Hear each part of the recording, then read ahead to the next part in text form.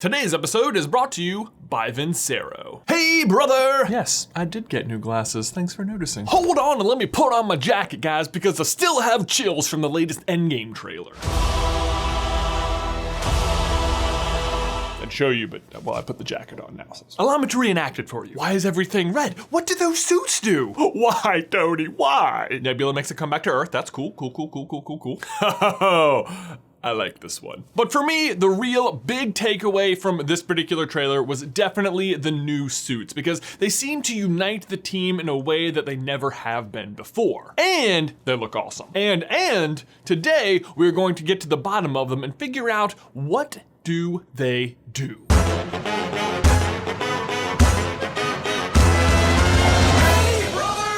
Special thanks to today's sponsor, Vincero watches. Now, you guys know the deal. We love Vincero watches because they give you the look and feel of a much more expensive luxury watch that would normally cost you 10 times as much. But bonus, you can actually get 15% off your purchase today when you go to vincerowatches.com/SCB and use promo code SCB. Now, we're gonna be talking a lot about Thanos today, so I thought it'd be really cool to show you what Vincero puts on the inside of each watch, which is the engraving Veni Vidi Vici, which means I came, I saw, I conquered. Just very Thanos, right? But also included on the inside is a historic piece of Italian marble. And they do this as a reminder to always be relentless, never settle for anything less than greatness, which I think they have achieved so far at Vincero. But also, many of the watches are actually engravable. So if you don't want Veni Vidi Vici on the back, you could have it engraved with whatever you want, like say, for example, and I'm just putting it out there,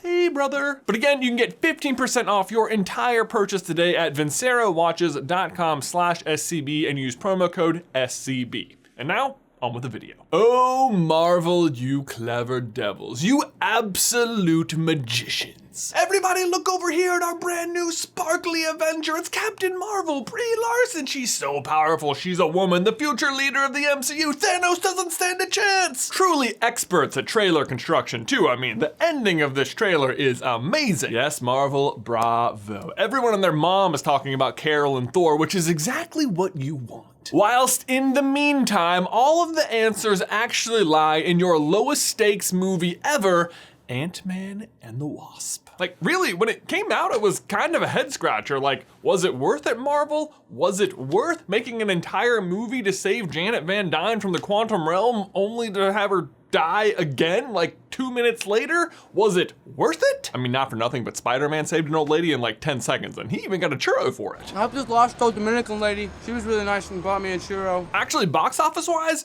maybe not. Ant-Man and the Wasp is 16th out of 20 MCU movies. But Endgame plot wise, oh yes. Ant-Man and the Wasp might have the greatest ramifications for Endgame of any other Marvel movie. And the latest trailer and those matching white suits all but confirm it, because those suits bear an uncanny resemblance to the suit Hank Pym is wearing when he enters the quantum realm. Let's talk about the quantum realm, because thus far it has appeared in the MCU just 3 times. First in Ant-Man, where Scott goes into the quantum realm to save the day. The next time it pops up, you understandably might have missed it because it takes a bit of a keen eye and a pause button, but it's right here in Doctor Strange when the Ancient One is sending him through all of, well, not really space and time, but right here, this is it. And I think it's worth noting exactly what the Ancient One says to him while he's looking at it. Some benevolent and life-giving. And you might wonder, well, is she talking about that specific realm or just that there are lots of realms that could offer that? But I do think she's talking about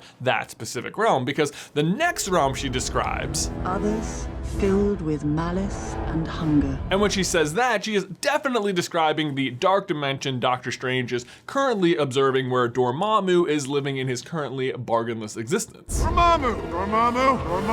But so, life-giving is a pretty interesting descriptor about the quantum realm when you combine it with something Janet Van Dyne says about it in its final appearance in Ant-Man and the Wasp. Now, granted, this is a deleted scene, but what she says is, worlds upon worlds, entire civilizations civilizations, far more than we ever theorized. Really? Because from what we can see, it hardly looks like civilization, mostly weird shapes and colors and blobs. And you might be thinking, well, she's just talking about those cute little micro blood-sucking six-legged bear things because they have like little communities or something. But no, I think she's actually talking about full-on civilizations, and I think we might have actually already spent a significant amount of time in one of them. Do you remember Sakaar? Sakaar is the trash/gladiator world in Thor Ragnarok where Thor reunites with the Hulk. Yes! He's a friend from work. But one of the things that's always bothered me about Sakaar is how the flurkin did Thor even end up there to begin with? Like, we see him fighting with Hela inside the Bifrost, and the Bifrost is just this like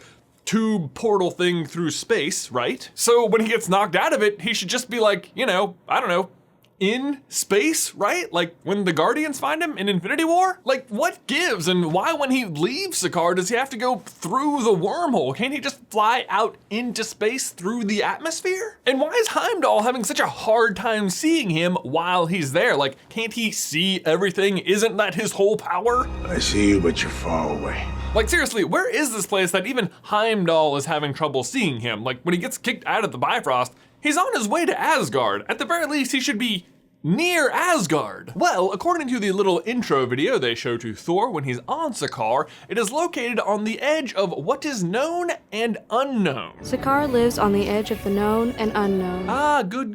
Thank you for clearing that up, because before that I didn't know. Where is that? Well, I'll tell you where. The quantum realm. This would explain basically all of the weirdness about Sakaar. Why does Thor look so far away to Heimdall? Not because he's literally far away, but because he's literally subatomic, and that's why he seems so far away. Why does Thor end up in Sakaar instead of just in space? Well, it has a lot more to do with how the Bifrost actually works. While we see this sort of rainbow tube of teleportation, I think that's more of a visual aid for us, the audience. But it's explained in Thor 1 that the Bifrost is really more of a wormhole. An Einstein-Rosen bridge is a theoretical connection between two different points of space. The wormhole. And so it makes sense that if you somehow got knocked out of it halfway through, you wouldn't end up in space because you're not in space, you're inside of a wormhole. Just look at the visuals as Thor is traveling to Sakaar. It is very reminiscent of Scott going into the quantum realm. And I don't think that's any coincidence at all. I think that a wormhole could take you literally anywhere, even to a subatomic space. And it all happens so instantaneously, and because size is relative, no one even realizes that they're all this big. Look at the visual representation of Sakaar. It looks like an atom. The fact that you can only get there via wormhole also explains why you can't just fly out of the atmosphere, because really, you aren't anywhere. And then there are the other things we learned about the quantum realm from Hank Pym. It means that you would enter a reality where all concepts of time and space become irrelevant. Reality, space, time, I mean, not for nothing, but that's 3 Infinity Stones in one sentence. And from what he's saying, it kind of sounds like none of them exist inside of the quantum realm. And for the most part, I think he's right. Like, we just sort of talked about space with the Bifrost, but we also get examples of time not working on Sakaar. On any other world, I'd be like millions of years old. But here on Sakaar,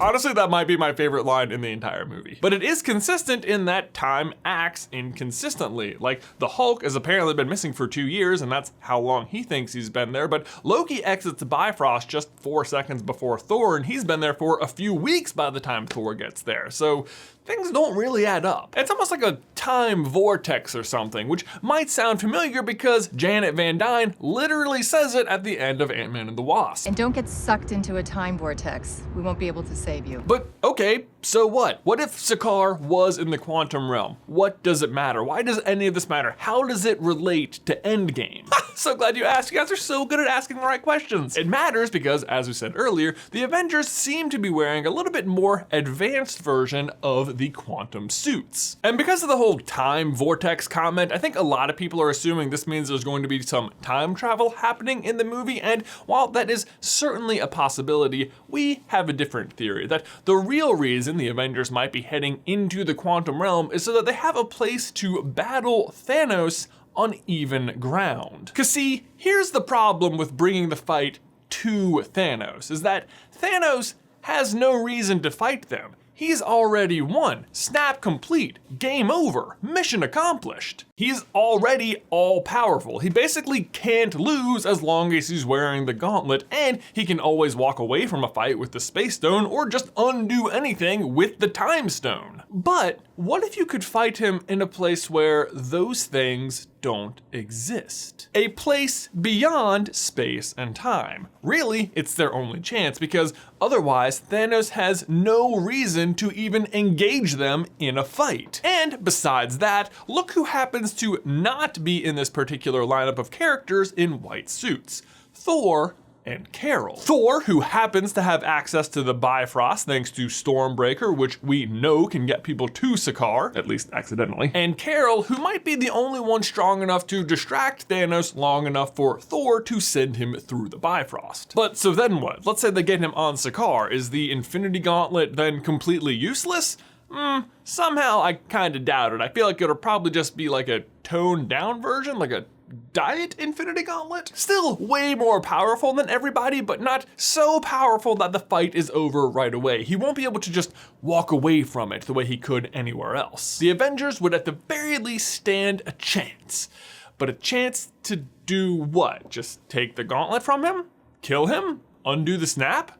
Could they even do that? Well, believe it or not, I think the quantum realm might have a solution for that as well. Let's take one more look at that final scene from Ant-Man and the Wasp. We see the Pims all flake away right here, meaning the snap happened a few seconds earlier, like right about now. And let me ask you, do you notice anything different about Scott's surroundings? Before it looked like this, but once the snap happened, all of these little firefly things start appearing everywhere. Could all those little fireflies, these new arrivals in the quantum realm, be victims of the snap in some way, like their soul or something to that effect? Honestly, I don't see why not. I mean, we know Gamora died, and yet Thanos was still able to access her in some way. But so what about Thanos? Even if they defeat him, what are they gonna do? Kill him? Just leave him stranded there? Even if they undo the snap, that sort of restarts the problem Thanos, I guess, kind of solved? Because either way, I'm thinking they're gonna have to solve the resource problem as well. But honestly, the quantum realm could fix that too. If everything's to scale and you could just take stuff from the quantum realm